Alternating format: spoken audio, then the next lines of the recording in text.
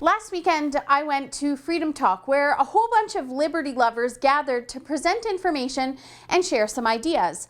This conference is held every year and brings people together from all across the country, and it's hosted by the Economic Education Association that's chaired by Danny Hozak.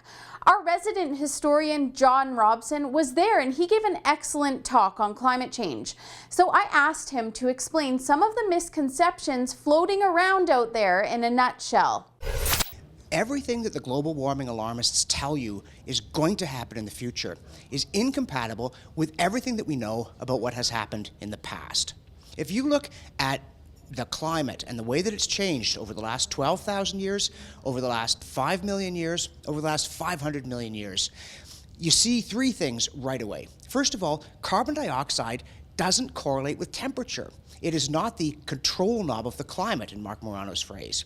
The second thing you see is that the Earth's climate has repeatedly changed, dramatically, sometimes suddenly, in ways that science really can't explain, but they can certainly rule some things out, and CO2 as a driving factor is one of them.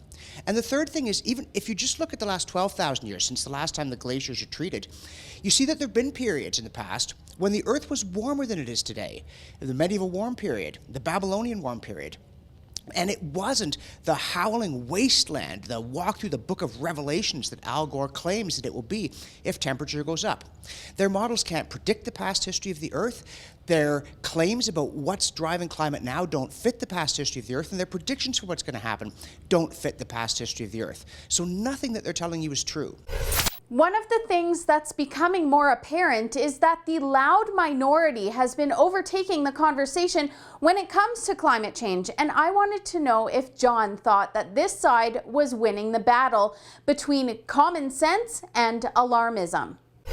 They have been winning it by a combination of bullying and audacity. People can't believe they would say this stuff if there wasn't some sound basis to it.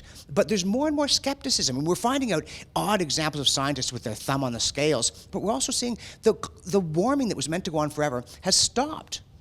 And then people start looking back and say, well, we know there was a little ice age from the end of the Middle Ages through the Victorian period, and we know the Earth has been warming since that little ice age ended for natural reasons. So you've got a trend that's been going on naturally since Prince Albert died, and then suddenly they tell us in 1940 or 1950 or 1970, although the trend continued as it's going, the cause changed, the laws of science changed, and people they're rightly suspicious of this kind of thing, and the fact that the rhetoric gets more and more shrill as the evidence gets less and less persuasive. And since John is a historian, I also asked him to explain the relationship between history and climate change. I became a historian because the best guide we have to the future is the past. It's by no means a perfect guide, but it does let us study the kind of things that have happened and see, we're doing human history, what human beings are like. If we're doing the history of the Earth, we can see what the Earth is like. And we assume going forward that it's going to be more or less like what it's been. And one of the reasons, among those scientists most skeptical of global warming, and forget this claim that there's a scientific consensus, that's just one more piece of bad pseudoscience promoted by politicians and journalists. Among the scientists who are most instinctively skeptical of the global warming alarmist scenario is geologists, because they study the past history of the Earth. As Ian Plimer says, in these discussions of climate change, the thing we always forget is the past. I want to look at the past history of human beings to try and figure out what seem to be the causal factors in history. What should we pay attention to? What should we encourage? What should we worry about? And the same thing is true when you look at the past history of the Earth. If we see that the Earth was warmer in the Middle Ages than it is today, and it was more fertile, if we see that it was warmer in the Holocene optimum, 8,000 years ago, and that it was lush and fertile, it doesn't mean we should try to heat up the Earth, not that I think we could if we wanted to, but it does mean we shouldn't believe that every imaginable impact of global warming would be bad. And of course, he has an exciting project coming up, which I asked him to explain. Our new documentary project, and I think it's very timely because I think that the public is starting to suspect that they've at the very least been oversold on this panic. It's called The Environment: A True Story, and it's a documentary that's going to look at the past history of the Earth. It's going to look at this long history from the appearance of multi-celled life on Earth and the Cambrian explosion, and show that carbon dioxide and temperature just don't correlate. And it's going to show that there are these weird kind of semi-irregular cycles that don't lend themselves to modeling of any sort. And then it's going to zoom in and look at this period, the last 5 million years, and the coming of the ice ages, and all these glaciations and retreats that again follow this weirdly irregular pattern that you look at and you think there must be some key here, but you cannot mathematically model it except by tweaking and jury-rigging the model so much that the only thing it can predict is the one thing you forced it to predict, and it'll predict that in any case. And then it's going to look at the period since the last retreat of the glaciers. It's not the end of the ice age, by the way. We're still in an ice age. We've got significant polar ice, but it's a lot warmer than it was when mammoths were roaming through most of the northern United States, to say nothing of Canada.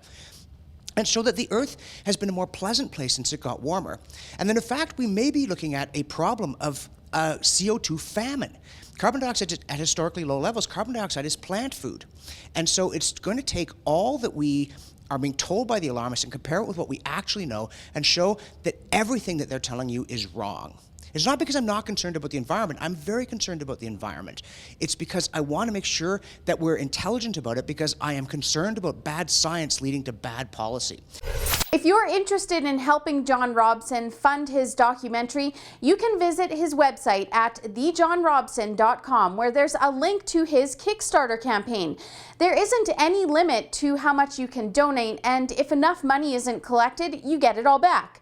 This is sure to be an important piece of work, like so many of the other great documentaries that Robson has under his belt. Again, you can visit his website at thejohnrobson.com for more information. For the Rebel.media, I'm Holly Nicholas. Thanks so much for watching. Don't forget to subscribe to the Rebel's emails so that you don't miss out on any of our updates.